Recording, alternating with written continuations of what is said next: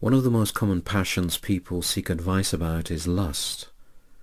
There are many people who find themselves desperate to overcome lustful feelings, but feel helpless in the face of what can seem a powerful enemy. There's a great deal of advice and guidance that the Church Fathers have given us about this matter, so let's draw on their wisdom. First, some people excuse themselves by thinking that they live in a far more lecherous culture than men of the past. But many saints, and even the apostles, faced a pagan world that could be just as debauched and sexualized as ours. But they were victors, just as many are today. Christ's call to the unmarried, to a life of chastity, is not a call to anything that is beyond us. It isn't something beyond human capacity. And Christ himself promises to strengthen us in this struggle. Unmarried people are just as vulnerable to the passion of lust. Sexual relations within marriage are a blessing, and it's not a sin to desire a spouse if we are single. So let us think specifically about lust. As with any passion, it cannot satisfy either the soul or the body. Fornication or masturbation only stir up the desire for more sensation. They create an unfulfillable craving. The Fathers warn us that lust damages both the body and the soul. Like all passions, lust dwells in the soul, and when it's permitted to control our actions, it creates disorder within us.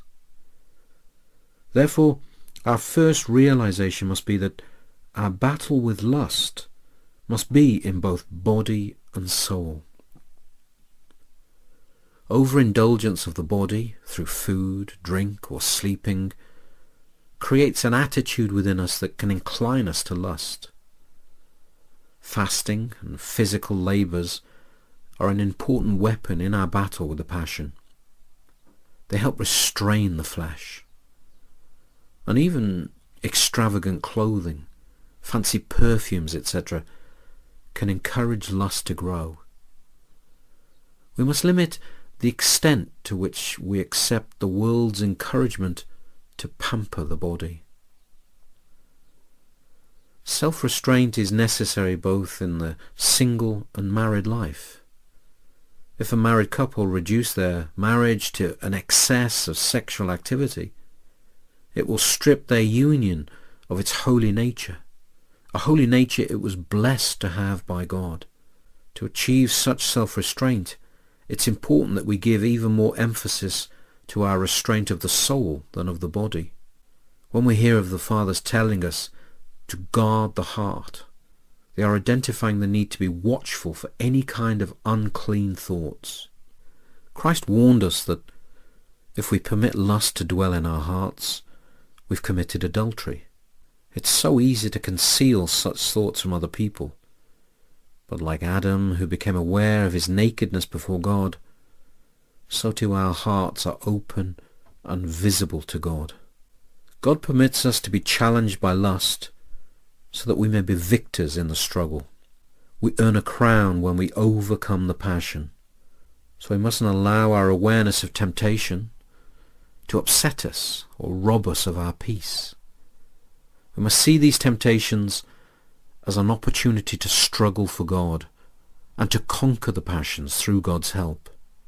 But one feature of modern life that does create a new danger is the constant attack on us through television, music, pictures, and all the other forms of media we encounter. So much of it is deliberately designed to provoke sexual feelings. And within modern fiction, there's a constant portrayal of debased and sinful sexual relations as though they were normal and good. Guarding the heart means becoming aware of what we are allowing to enter us. It means avoiding those images and stimulations that stir the passions. Lust is different to many other passions in that the Fathers say if we are angry towards someone, for example, we should not avoid them, but seek them out and be reconciled with them. With lust, it's different. We must make every effort to completely avoid everything that arouses this passion. As the psalmist says, we must smash the infants against the rocks. That is, we must destroy the passions at their very birth within us.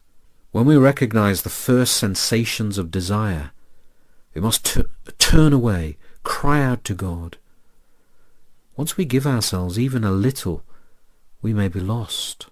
Once we allow ourselves to enjoy the sensations even for a moment, they're given a foothold in our soul.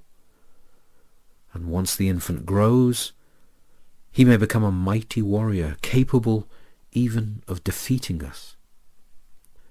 We should note too that just as pandering to the body's desires can stir up lust, so can different passions, when allowed to run free, also stir up lust.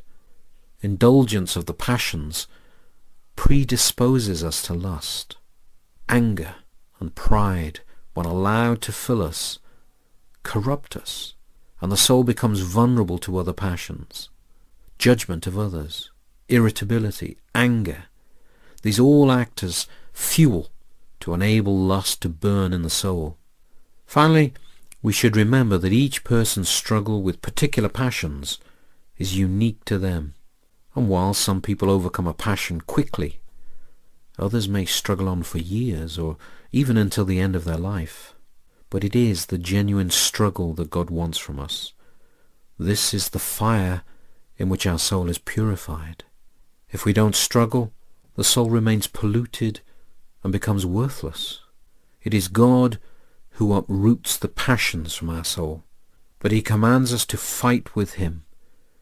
Even great saints fell, some many times, but they didn't lose hope, they didn't despair, and they didn't run from the battle. But we must not excuse our falls or consider them lightly. Though the devil cannot drag us into hell, he knows how to trip us, how to distract us, and how to fool us. But the devil also knows that Christ is the victor, and that Christ offers to share his victory with all of us who struggle for him.